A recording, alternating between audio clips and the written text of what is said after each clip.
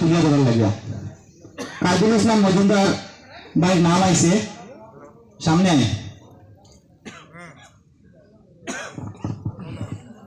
আসলে এই নামগুলা আপনারা দিতে হিসাবে আমি ডাকি, আর আমাইলে ডাকার কথা না। আসসালামু আলাইকুম।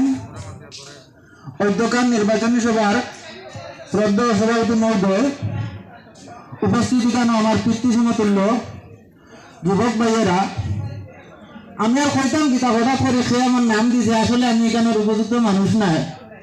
তো বিশেষ করে আমার বন্ধু হিসাবে আবু তাহের ভাই আমার নাম কইলেছেন হিসাবে তার সম্মান রক্ষা করতে আমি এখানে আইছি। আর হওয়ার মতো এমন কিছু নাই। প্রত্যেক বছর নির্বাচন আইলে তো আমরা সারা বেলা জমি আর খালি যোগ্য নেতা নির্বাচিত করি, বাদে দেখা যায় যে যোগ্যতাও গেছে, লগই আমরা কিছু অযোগ্যতাও গেছে। তো হওয়ার মতো এখানে এমন কিছু নাই। আমরা যে পরিস্থিতি বর্তমানে আমরা দেখি, আর আমরা বর্তমানে যেটা বাক স্বাধীনতা আছে, যেটা মৌলিক অধিকার আছে, আমরা যেটা বর্তমানে যেটা আমরা সংবিধানে করে দিচ্ছি, এটা মনে হয় বেশি দিন আমরা যেটা থাকতো না, চলতো না।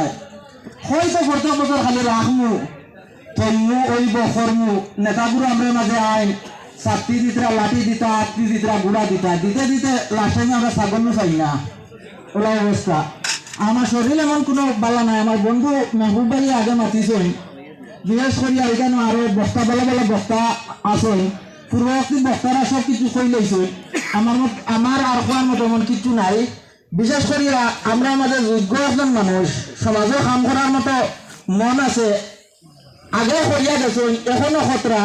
আর আমি মনে করি নাই আবু তাহের ভাই আমার বন্ধু মানুষ হিসাবে ভবিষ্যতে আরো করবো। আর এখন বক্তা এখানে একটা মাপ খুব সুন্দর উত্থাপন করছেন যে আবু তাহের বাইরে সুদ্ধা সানিয়া লাড়িয়া নষ্ট করিয়া লাভ নাই।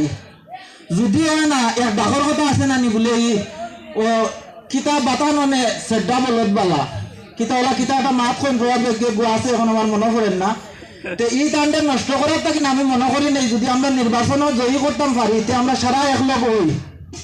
আর যদি নির্বাচনও জয়ী করতাম পারি না, তো এই আদারও আমরা এই জমিন সানিয়া সুদ্ধা নষ্ট করিয়া লাভ নাই।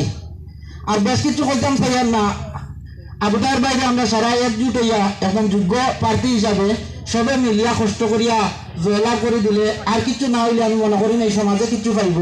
আর বেশ কিছু করিয়ার না, মাতর মাঝে যদি ভুল ত্রুটি কিছু হইয়া থাকে, তো আপনারা আমার বড় ছেলে হিসাবে মনে করিয়া ক্ষমা দৃষ্টিতে দেখবা। এই বলে আমার ক্ষুদ্র বক্তব্য এখানে সমাপ্ত করলাম। ধন্যবাদ।